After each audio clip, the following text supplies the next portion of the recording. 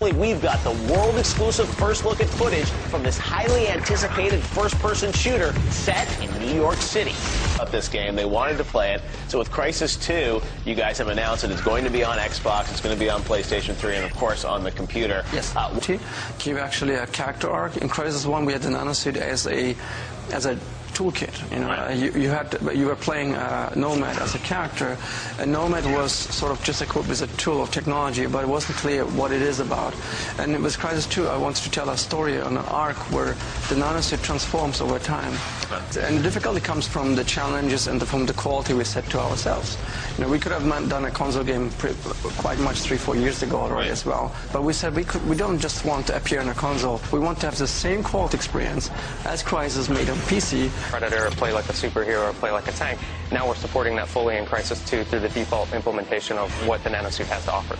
So do you have the same 4 powers people can use in Crysis 2? You have all the same powers that you had in Crysis 1. They're all there, but they're combined already together for you in certain ways. So you need to run fast and jump. We put those together. That's on the base nanosuit by default. You still have the ability to cloak and you still have armor, but then even those are expanded further out to push the core away. So this is nanosuit. So, you know, beyond just stealth, when you're in stealth mode, there's a lot of things that support the way that you play. Extra nanosuit powers. One of the big things that we're doing in Crysis 2 that wasn't in Crysis 1 is we allow you to customize the nanosuit. So what we're not doing, it's not about paint schemes or color or anything like this. It's meaningful changes to the suit. So you imagine you have like some modules that you can turn on and choose what you're doing. Much in the same way in Crysis 1 we allowed you to customize your weapon.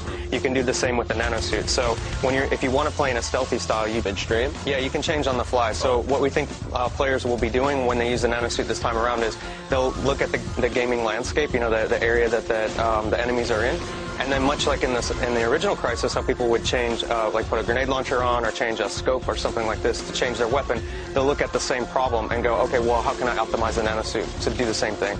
Like a sneaky guy and sneak around and stab people in the back and play, you know, more like a ninja or a silent killer.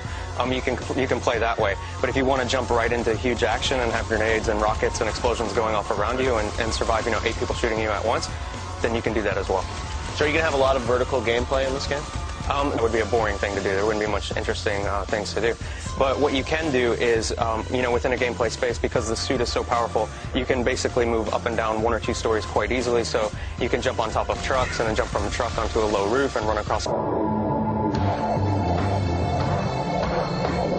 There's a up and down aspect to the gameplay spaces, and the enemies that you fight will challenge that as well.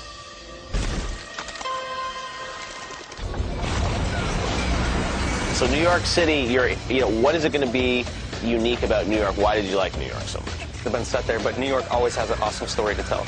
Every location in the city, as you move through it, has a completely different feel, which is great from an artistic point of view and great for gamers as well, because they don't look at the same, you know, boring city architecture over and over and over. Every neighborhood, every borough is a little different. So New York has a lot of flavor. We're in Manhattan. Yeah, okay. Exactly. So you've got, I mean, how realistic is this? Are you guys, I mean, modeling, you know, Times Square? I mean, are you going to recognize location? And I can go, that doesn't look exactly like it, but there's a lot of reasons why. I mean, it's very difficult to make a one-to-one representation just from a legal point of view. What we have done is replicated each location very, very closely as far as size, footprint, feel. I mean, it would be hard-pressed for you not to feel like that's New York. Open world to some degree? Like, are you going to be able to go all throughout Manhattan in these levels, or is it more segmented? It's segmented much in the way Crysis 1 was. So in Crysis 1 you had play space. We'll do the same with New York, and we have our own way of making that happen, but yeah. So the footage we're seeing tonight, it looks like we're in the Wall Street area of New York?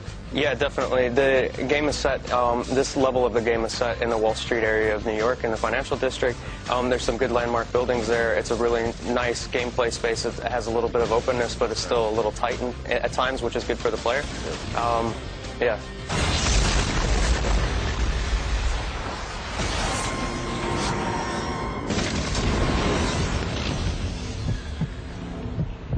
Footage of Crysis 2 for the first time, head on over to GameTrailers.com.